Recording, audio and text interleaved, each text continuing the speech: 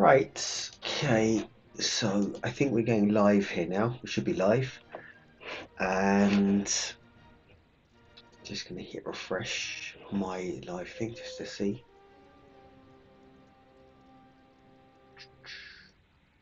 Good. And view live in the control room. This is the bit where sound always comes on and I have to make sure there's no sound. Okay, good, that's in silent mode. And if I move the mouse around, I think it should all be there. Okay, so this video is going to be on AI basically, and I came across something. It's my Stack Overflow thing here. Coding's just becoming easier and easier. I'll get rid of the sidebar on the side there and plus it up a bit.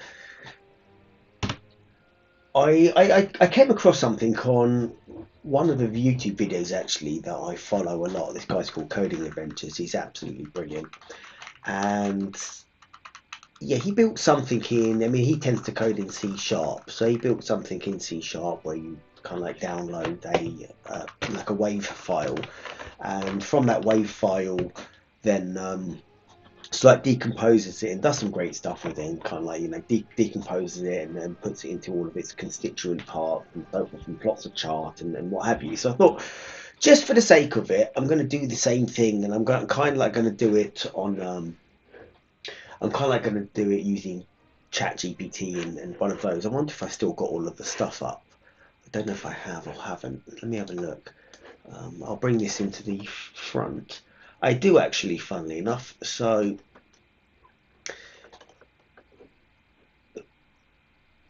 I think I've only got the second half of it because I was asking more questions or something. But basically, the long and short being that I kind of like this would have taken, back in the day, this would have taken, you know, 3 weeks to do or something like that.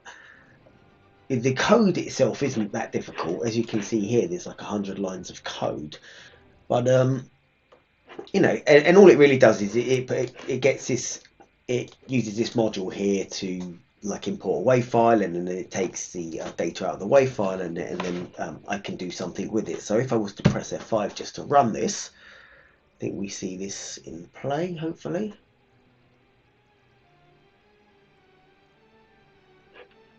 There we go.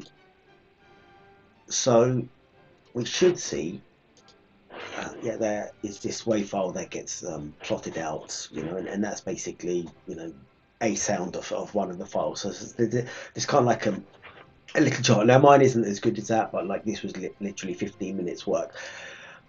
I think the point being that it's actually quite impressive in that sense, in how I did it, and I was able to, again, where is it?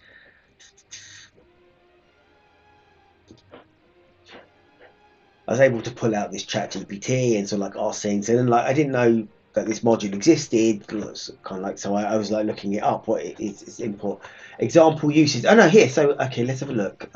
Yes, wait for. It doesn't show earlier context, unfortunately. Previous 7 days. Okay. But basically, I got it to write a lot of the code.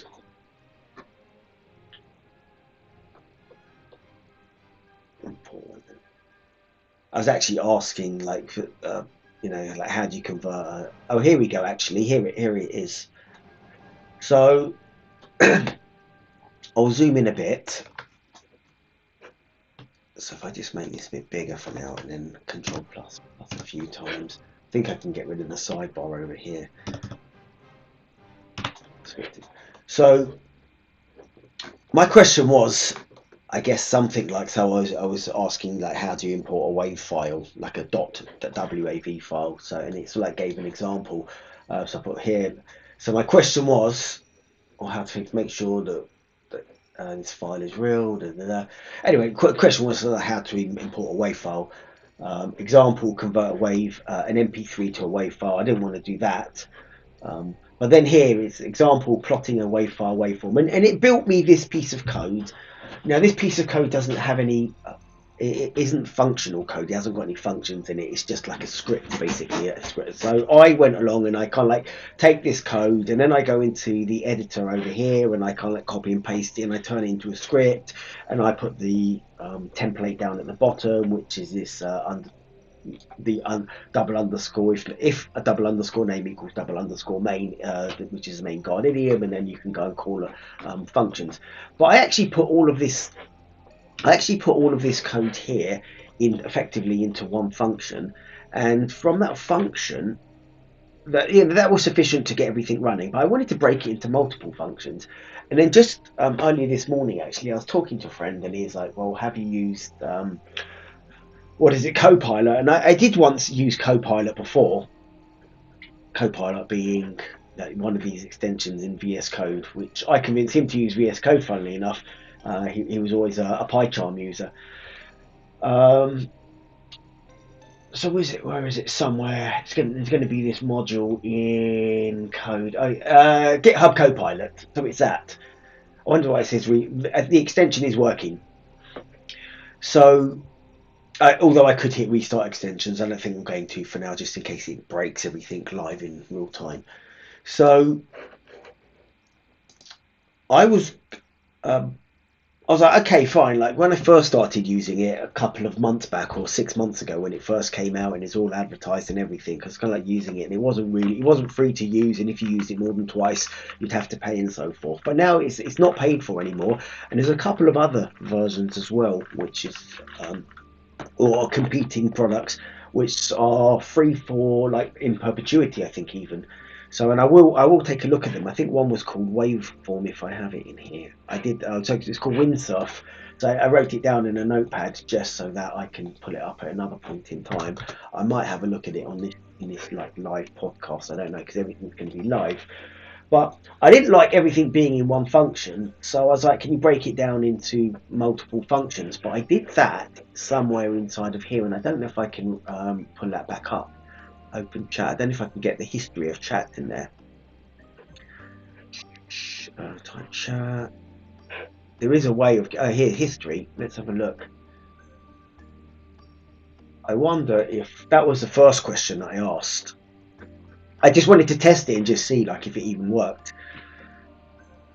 Improve the readability of the web file can be split into. Okay, but anyway, like I think it is here. So I put here, yes, split the read underscore wav file. That actually be yeah. I shouldn't have called it a file. Split the read underscore wav function into distinct functions. That's what I asked it. And it actually did this for me, like this whole massive thing. I think, in fact, this is the one that was kind of like slightly, I'm going to call it slightly wrong, because there's like little white bits in here, and that it didn't type hint it correctly. And I'm quite a big fan of type hinting correctly. So, but nevertheless, it did that. And then at the bottom, or at the top somewhere, I was kind of like browsing around it. It's got this little piece here, which is applied to my particular function, as I apply to this. My particular file, and I clicked on it, and it sort of like built it all up. I was, wow, that's quite good, but it doesn't work exactly the way they want it to. So then I asked the second question somewhere, or what I put? I put type hint the code, right, because I want it hinted properly, so that I get the VS Code gives you the advantages, I guess, of like if you type in things properly, you can expose the methods and attributes of functions, which is quite nice and quite user friendly. So it kind of like did all of that. I've also got the rough editor in place, so I might even talk about that. But Python gives you space of 80 characters wide in your files, and the rough linter uses something which is called the black module, and I've got something on that as well somewhere. Google board. The black code style, and that's 88 characters. So I'm probably, I don't know. This is a question actually for anyone that's watching it. I don't know if I can put like a voting thing in here or anything. But anyone that's watching this, if you have a view, like Python's standard format is being 80 characters wide, and that's historically because screens used to only facilitate 80 characters and so forth. So in fact it used to be 79 characters because there's one extra space, but like more modern screens are wider. And this the linter that I use is rough linter, so the one that I use, and again that's this linter down here, and I started to use linter just because I want the code always to be formatted in the same way, and my formatting, although it's similar, it's not like identical. So this rough linter here, it actually uses 88 characters, so I'm possibly going to make my line wider, but if anyone has a view on that, that'll be interesting to know your view. Like, is 80 characters, should I stick to 80 characters, or should we move to 88 characters wide? I know that when I was writing the book, that the 80 characters or 79 characters in Python did me really well, because the book fitted into the 89 character, like, but anything more than that is kind of like wrap the text around, or the font or the text would have to be so tiny. And I guess this is an example. Like, I guess I can do a control minus, like 88 characters is somewhere up to here, but now I've had to make the screen a bit smaller, so I don't know, we'll see on that. I'm going to go with the linter anyway. But I guess the nice bit is that I could do this, and then I was like, well, I'm going to muck around and play with some other stuff just to see, like, you know, how good AI actually is. And I'm a user that I've literally just installed this this particular AI tool. All of the tools that I have used before, and like, you know, anyone that's watched videos before, all of the tools that I've watched before, be like, I've been using ChatGPT, and I'd copy and paste and answer questions in there, and copy and paste in and out of that. But it looks like this has got some extra functionality that you benefit from, so I'm going to try and use that. And I guess one of the things, like, I was just watching another video, and this it was a Tech with Tim video actually, and funnily enough, it was a video trying to explain how to use what did I call this one before? Windsurf. So I think he was explaining Windsurf, but actually Windsurf seems to be a paid for one, and I'm trying to stay away from paid for things as far as is possible. Not that I'm averse to paying for these things, but I guess when you're just like a user, or not, or like a hobbyist, at least at home, you kind of like want to go with the freebie things. You don't want to be paying £60 a month. When I'm in the office at work and we're coding, that, you know, it's a different question. So anyway, let's continue on with this. The reason why I mention that particular video is he made a little quiz. So I'm going to, from first principles, I don't even know if I'll be able to do this or not, but as you guys all know, like, when I do coding, I literally code everything kind of like in real time. So this is going to be a proper crash and burn session if it doesn't work. I literally don't know where I'm going to go, other than I'm going to make a new file here. There's tons of things I've done, as you can see, like hundreds and hundreds of these things. Where is it in my little testing TK Inter? That was an old one. Tests, in my test thing, I will make a new file. It may end up even being a folder, because maybe I'll be using Streamlit or something like that, God knows. But I want to make a quiz, basically. I wonder if I can just do it in one module in a file. Let me attempt to do that. So new file, test underscore quiz dot py. So I'm going to make a Python file, and this is quite nice. I did see this on a YouTube video. Press Ctrl+I to ask code to do something. So that's an interesting one. I've not seen that before. So Control-I. Ooh, ask copilot, quite nice. If I do Control-I again, okay, doc, edit, explain. Explain how the code works. And you're activated to work. Edit the selected code. Nice. Okay. Fix. Propose a fix. Generate new code. Test. Okay. Very interesting. Fetch main code from a web page. You should include the URL of the page. I mean, this is good. This is damn good already. I'm going to remove this little sidebar. If I hit escape, okay, fine. If I hit escape, it's there. I didn't get this before in the file that I was using, and that's because I think I just edited an existing file. Start typing to dismiss. Okay, but I guess I can do Control plus I, and at any point in time, I think I could have done this from somewhere in here actually.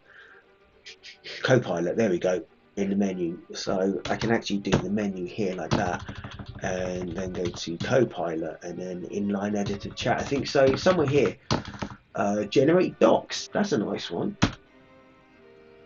It pops up with their Copilot thing. I wonder what docs. Understood. Please provide the code section. I will generate a doc string for it. Okay. So I guess I want to make a quiz. I'm going to make a quiz, and I'll just make a quiz, and it's got 5 questions. Make a quiz. So something like Control I. Let's have a look. Make a quiz that has got 5 questions and is web, and the user can see the questions in the browser. Right, I'm not going to ask it any too much more than that, because that's already quite a bit. It's sort of like generic, and I think that at the end of this, I want to, or at least, so like I'm going to ask it like, can I see results and stuff like that. So I'm going to prompt engineer to get there, but maybe I don't need to prompt engineer to get there. Let's have a look at what happens. Right, okay, so it's using Flask. I've not used Flask for ages and ages and ages. I don't even know what's going to happen here. Okay, it's making an HTML template, right? Okay, app.roots, right, okay. So, I mean, I know on here that you hit accept, basically. If you hit accept, then that kind of like gets done from what I understand. So that's my quiz. I wonder how far this is across, like in terms of character widths. Like I'm a character widths Nazi. So we are like somewhere in here. If I've got my G-Link thing, it's over there. If I've got the little red pencil, it's down at the bottom here. This little section. So basically, if I sort of move around, I can sort of like see. So it's like 135 characters. So I'm going to use the rough linter over there. So Control Shift P and format the document, rough format. That's kind of like the way that I do it now. And now it's like truncated it all, these questions, so that it's, I guess the maximum width there is now 83, so it's more acceptable at least. It exceeds the Python bit, but remember that rough linter is 80 characters wide, 88 characters wide. So here, although that's permitted 100, so that's interesting, but I guess maybe, does it have to be like that? No idea. But there is a tiny bit of JavaScript in there for the template. I guess one of the questions then is how to run this code. So I wonder if I can start a new chat. Is it a new chat? Open chat in editor, open chat in new window. Don't want to do that. What does a plus thing do? New chat. There we go. How to run the current code. So it'd probably be something like Flask.Flask. I could prompt it to use Streamlit, but I'm just going to go along and use Flask and just see what happens. So, because I'm not sure that I can just press F5 to run it. Maybe I can actually.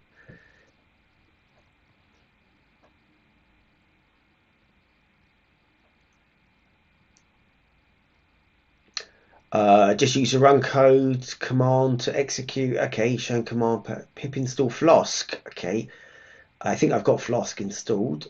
So alternatively, you can open a terminal, navigate to the thing, and run it. Okay, let me just hit F5 then in that case, and see if it opens up a Flask app. No idea. Yeah, it has done. Okay. No, it hasn't. Okay, right. This is a development server. Do not use it in production. Use a production whenever. Okay. So I don't think this is going to run, or maybe it will. I don't know. Let's have a look. I'm just kind of like loading it here. Well, it's sort of like jumped to load it there anyway. No, that's not working. Doesn't seem to be working. It's kind of like dead there. So first fail. I'll hit stop. Oh, actually, I should have done.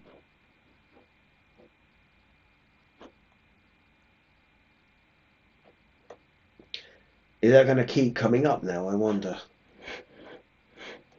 Hit stop again. Ah, it's gonna. Okay, it's gonna keep control C. Let's just terminate this.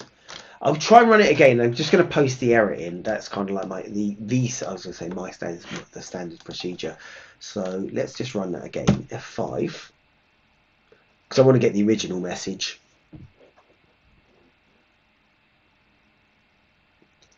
It'll pop up in a second if I'm patient enough with it. Or is it now running? Ping. Let's have a look. Okay, I get something else now.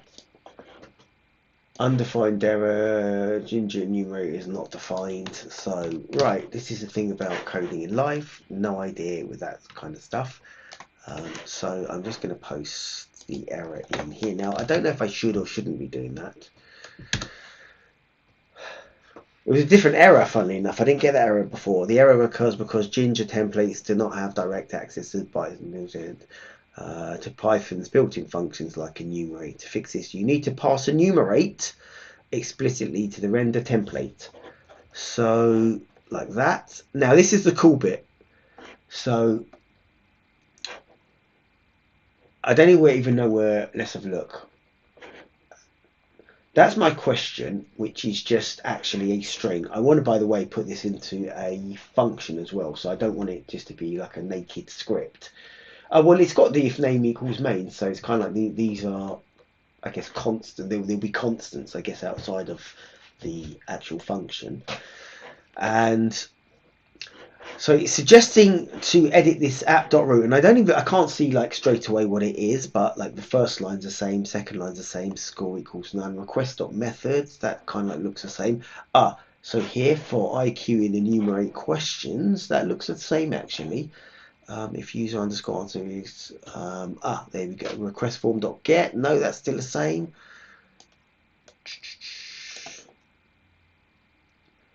Render template string. Question, score, enumerate. I don't see any difference, but when I do this at least, apply to test, what this is a cool bit, is it goes grey, and then it goes back in, it's re-editing the code. Right, so and it does this really nice thing where you've got the red and black, and this is like a GitHub thing, so it's quite nice where you can actually see the change, so that I can effectively accept this change. And I don't fully know what this is, and like you have to be careful with this. But and normally I do like so it's kind of like a learning thing. So I'll kind of go in and have a look at what the learning thing is. Now I might put any learning questions or somewhere else into something like Bard over here, so I don't waste my, or at least like pollute the rest of the thing. So like I'm now going to be using like multiple chat things all over the place. Multiple large language models. But let's have a look at this. This error occurs because Ginger templates do not have direct access to built functions like enumerate. To fix this, you need to pass enumerate explicitly to the render template. Okay, fine. So I guess that's all. In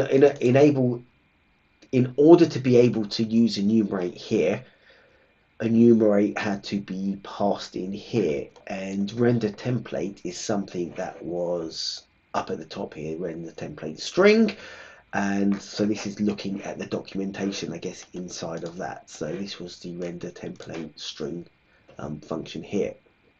So there isn't any other documentation on this without navigating here. So I go to definition, and render template will be over there somewhere. I don't know where. It's over there. And maybe I could get some context or pull it up from the web. But anyway, I'm not doing that for now. So, and I've hit a bug. I'm going to hit accept the changes. And I don't know if that means that I have to restart or not. I probably do, I guess. So I'll do a Control C.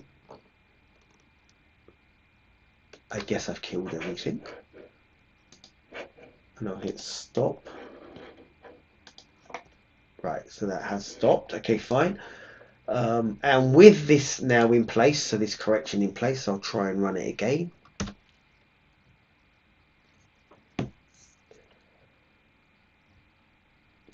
Restarting with live watchdog, but it's thrown this error exception, system exit. So I had that error before. That was the one that I should have copied. So I get this error.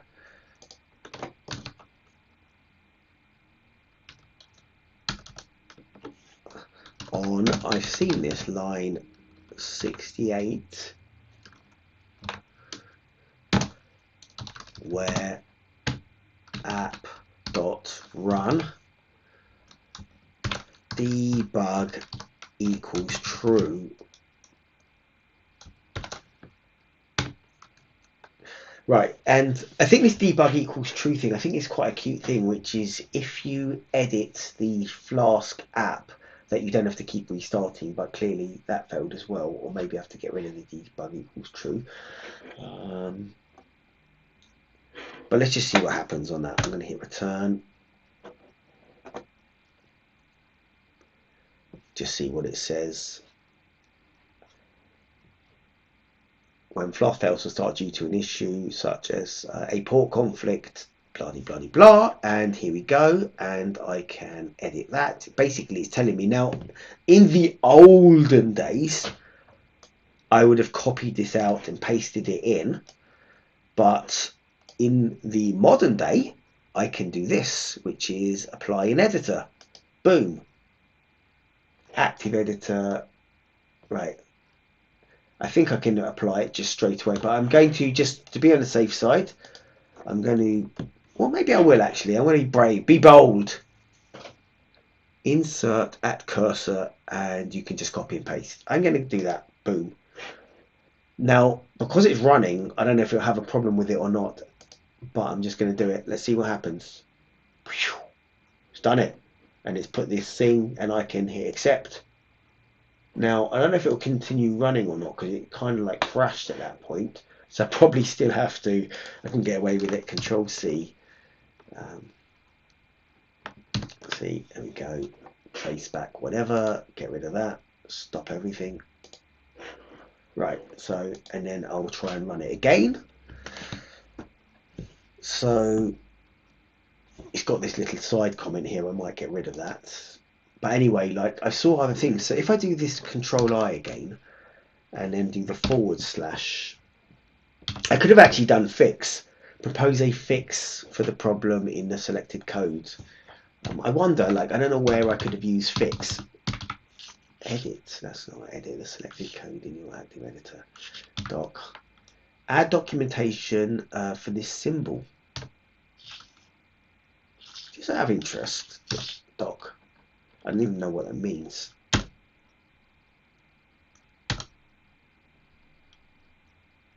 don't know what symbol it's talking about. It's adding a lot of documentation.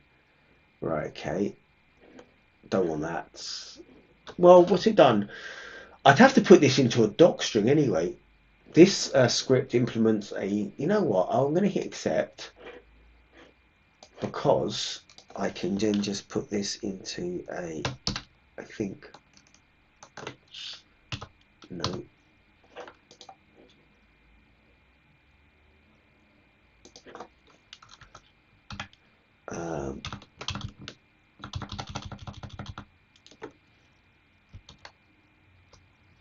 Control Z, don't know what I did there.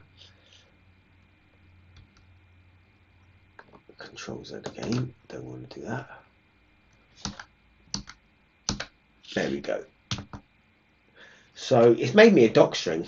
I don't know how, like modules. It tells me the modules and everything. See, that's quite cool. Access the quiz by navigating to blah blah blah in a web browser. Quite nice. So like it. I'm going to keep it there. It's added ballast to the code, but you know the reality is the code is actually only I don't know how long. So the doc strings, well, the code is like 90 odd lines, but minus the length of the doc string, so minus 20. So the code is about 75 lines. Anyway, I'm keeping it there for now just because of the sake of it. Root get post method. Okay, fine. It's quite nice. It's done all of this. I haven't done any work so far, really. I've just sort of like asked my question. Now, I wonder if when I run it, if it runs. Let me just have a look at one thing while I'm on this. The media player. Play all. And on that, I've got shuffle. Okay. Right, there we go. So let's go back to this. I'm going to press F5. So there's also like lots of bits like the sidebar here and so forth. One that gets rid of the sidebar. Can I? Oh, I can't get it back. I'd have to do open chat. There we go. Okay, fine. I wonder if I press the X, what happens? I think it's the same. Okay, open chat. Yeah, fine. Okay, so cool. You got undos and redos as well. Interesting. So if I do want to see, I mean, there's other pieces in there. I'll close this for now because I can open up the sidebar. I know that on like the bottom bar here, when you get rid of it, another thing I discovered is that you can sort of like open it up. So that's like the terminal. Let me just run this and see what happens. I just hit the F5 button to run it and see what happens. Same thing.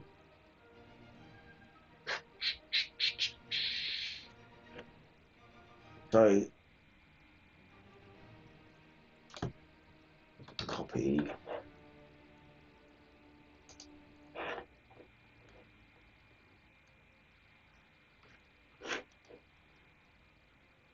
Is it just because I have to use a different port? Or is there something else? Right. I'm going to copy that whole thing in here and paste it in here.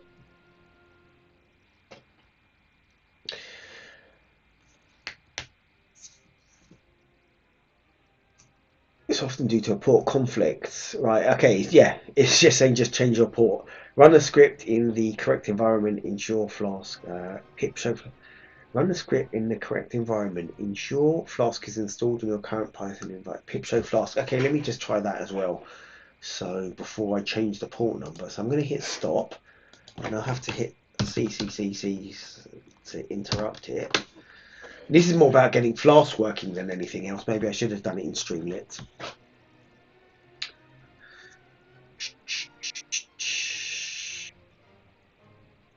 So where was that?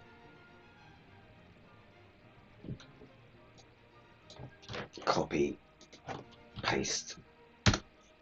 Do I have Flask? I do have Flask.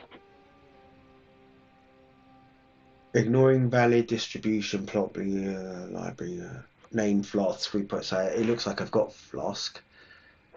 If Flask is not installed, then pip install Flask. So I've got that. Check for syntax errors if double underscore name equals double underscore main here. Host of the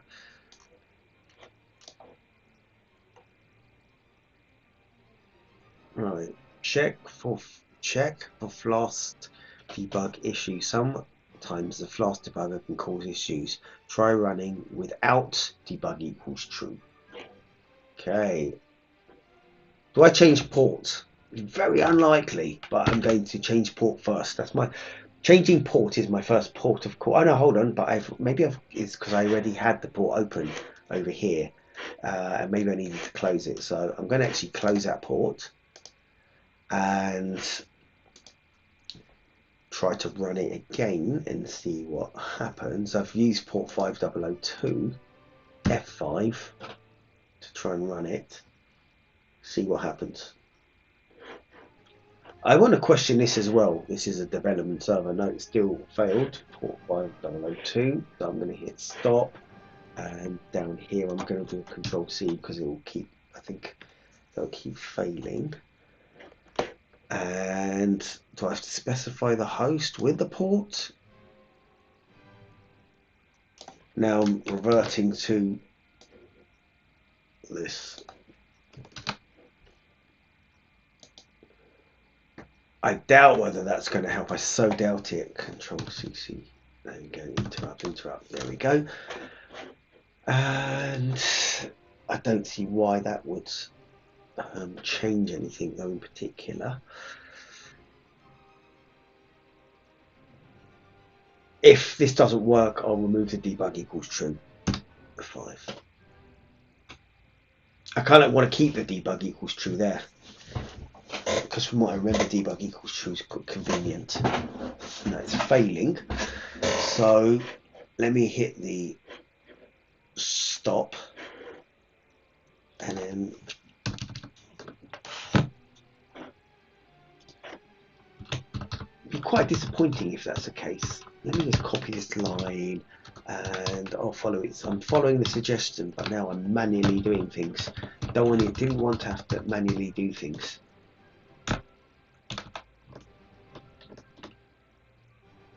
I wonder actually if I can just stick false. There we go. So I'll comment this one out. I probably don't even have to specify port anyway in that case, because it'll give me a default port. But let's just see what happens. Press Control C to quit. Right. It hasn't thrown me an error message, so that's quite good. Way! Look at that.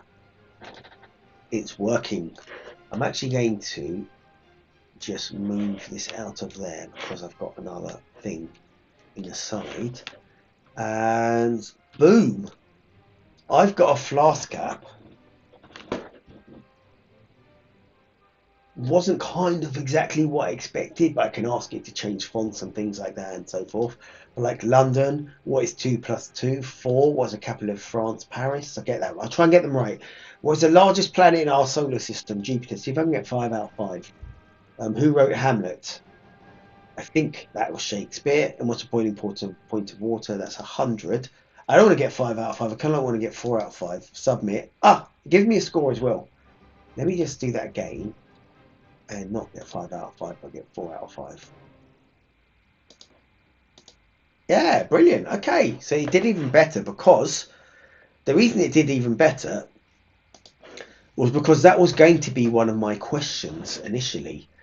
But let's have a look here. This is the question bank, right? And I don't want to call it question bank or something, and I would want to put this into a function and so forth. But this is the HTML template over there. And here we go. So I can spotted it, but it's done it for me, basically, for me as the user. Now, this is the reason why I don't like to use Flask. It's because it uses this ginger stuff here, which is something like this percentage, open brackets. Is really bloody ugly. Like, it's as ugly as it gets. But I guess when you've got the assistance of an AI tool, that maybe it's a bit better. Now, okay, I've used debug equals false, and that's what made it work, which is a bit annoying, because if I want to make a change now, so sort of like, I don't know, I'll change this to 91 and do Control S. I don't think that initially goes into the thing here. So if I do a refresh now, the page you're looking at is from no longer anything return that. I just hit continue. It didn't change this to 91. So refresh.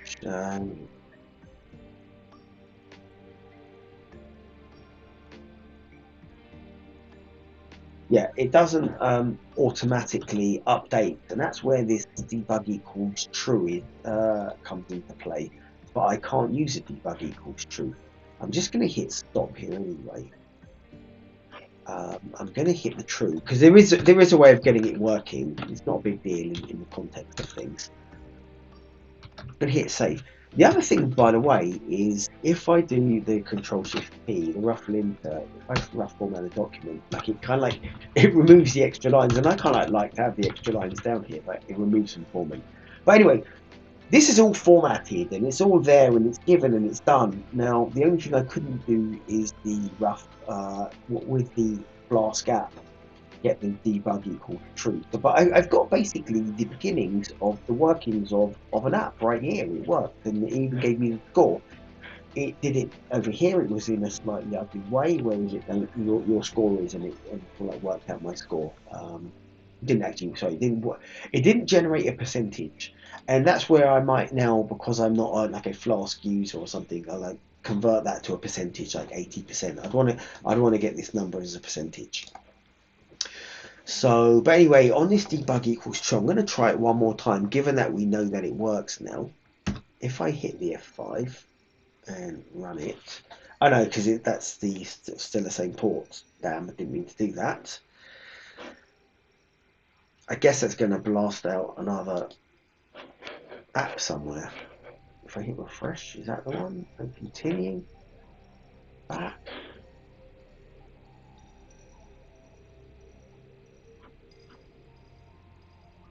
That is the same port, isn't it? What I'll do is I'll just go and navigate to that anyway. Because it should be running. No, hold on. Yeah, so it's failing here, this debug equals true. So I'm going to just put, because that's annoying me a little bit. I might have to just end this video anyway, but the annoyance is too great. Now, I think I'm going to revert to Google over here. I had Stack Overflow open. I haven't had that open for a while. 5,000 reputations, nearly 6,000, but it's kind of like died out. No one touches it anymore.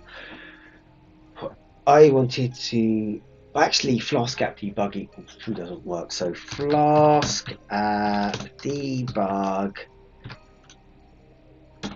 equals true does not work. Right, there is a way of sorting it out. Flask debug app. When running Python, parsing it enables, which is mostly equivalent to app.run debug.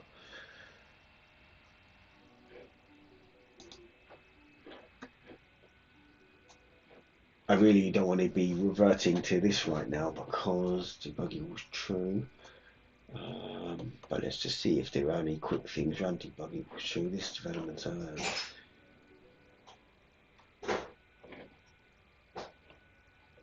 maybe if I run it from the terminal, it'll work.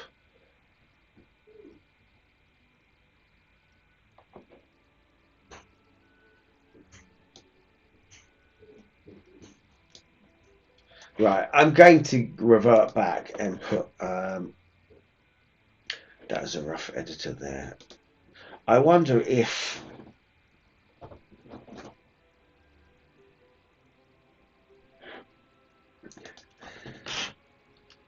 how to get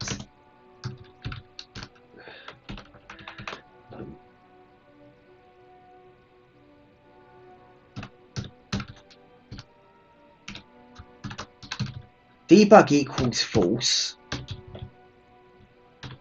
works, but I want to get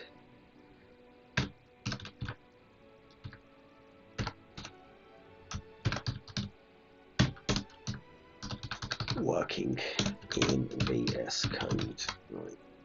Oh, it probably knows I'm using VS Code. I've put in VS Code.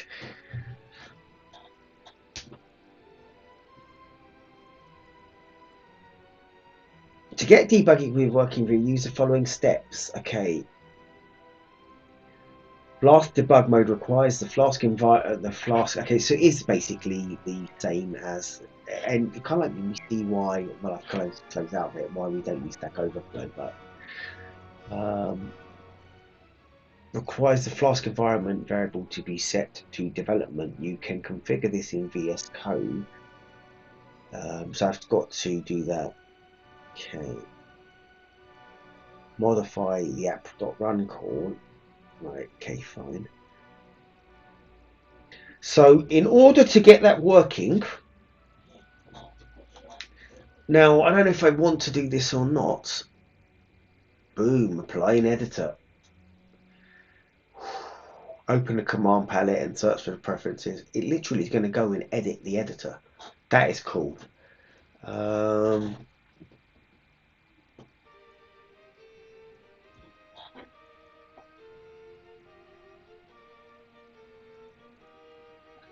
Open the command palette and search for preferences and add the following configuration to your settings.json. Create a .env file in your project folder next to test.quiz and add. That's why I thought I might need a folder.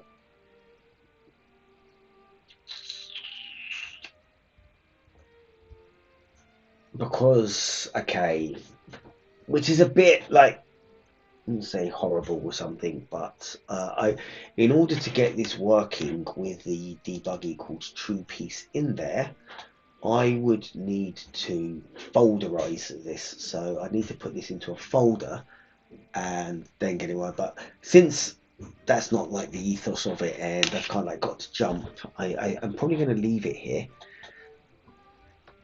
But I'll probably pick that up in the next session just for the sake of it, getting it working even more. But what, like, there was things that I wanted to do on here.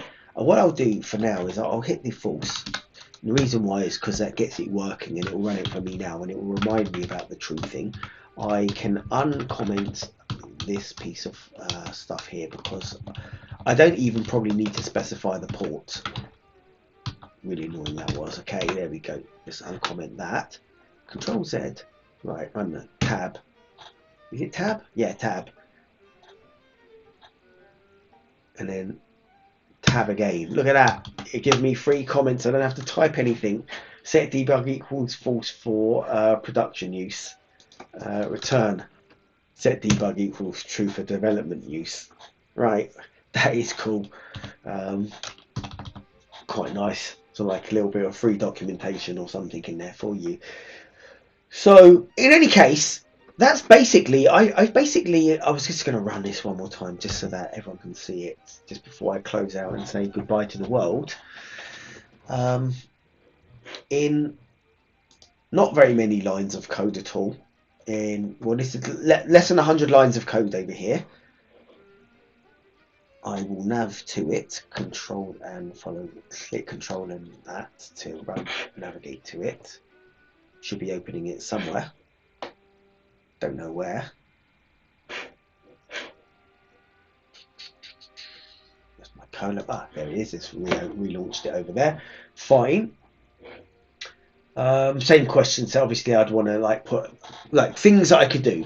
Number one is formatting of this because it's in Times New Roman and I absolutely hate that. So like make it user friendly. When I hit submit, you have to submit answers, so that's catered for that. But when I hit submit, give me, this is giving my score 2 out of 5, but give me a percentage as well. Change the formatting of it, maybe make a black background, stuff like that. Randomize the question, have a larger question bank, maybe kind of like use a chat GPT or something else, or to promote questions. So a whole bunch of things like that. They're extra things that I'd want to do. I'll leave that for another video, but I was able to make a quiz like pretty much with one question. It did pretty much everything for me. I barely had to code. Like I had to know a little bit of background coding. I had to understand the tiny and get the environment working, but it did all of the, it wrote me a doc string up here. That's 20 lines of code that it did for free. It kind of like, blasted out a bunch of, I guess I'll call it half decent questions, kind of better than the initial questions I might have done. Again, I'd want to be putting this into like a separate file with a big question bank or something and pulling that into a database or something. And then it produced this small, ugly looking template, Flask template, but better than what I could have done. So it gave me it's given me the basis of something. Maybe I want a couple of extra pages or something as well in there. So basically over here, maybe you want to sort of like navigate to sort of like have a menu bar or something and go like my school history and record your school history and stuff like that. So there's a lot of extra stuff that can be done. But this is a good sampling of my first ever viewing of Copilot. So my first ever live run of Copilot, GitHub Copilot, free, and I was told that somewhere that I can see my usage, but I can't see that. But I was told that it would be there, so you can see how many questions that you've got left for the day. Editor, quick chat, kind of configure code completion, manage Copilot, but that's going to launch something. I don't see anywhere where it gives me the facility to see the usage that I've had, and I think that although I was told that you can get like 2,000 questions or something, which is quite a lot of questioning anyway. Ask, edit. Doesn't seem to be anything there. I'm just going to go on to, I guess, while I'm in the streaming session. So, GitHub Copilot. How to see GitHub Copilot usage stats in VS Code. There we go. Let's have a look.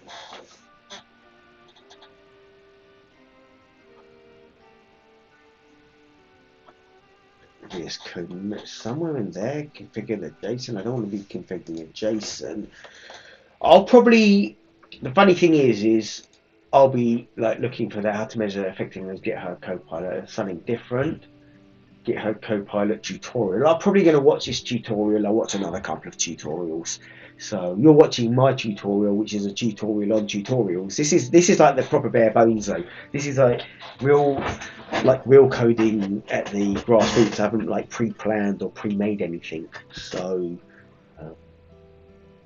you've got me in live, but I'll be literally doing this in the background, and it's going to be a 10-20 minutes. Hopefully not this, because that's 40 minutes, but sometimes I spend like 2 or 3 hours researching. I'm not going to do research here because a video in video is not going to have an advantage. So I'll say bye. If you like this, then do the thumbs up, follow, subscribe, all the rest of it. If you've got any comments, put comments in the comment section. Share with other people because it's kind of like helpful for the channel. And oh yeah, here you can even do this, like somewhere, not there, I don't know where. Oh, you can leave Bitcoin payment. There you go. You can even scan that and send some money to the Bitcoin wallet. If you do, message me and just tell me you've done it. That would be great. Was there anything else? No, that's pretty much it. So I'm going to sign off, and yeah, and that's the last of it. Thanks for following, and yeah, do all of those bits. So I'm going to hit the end stream now. Ta-di-da. End.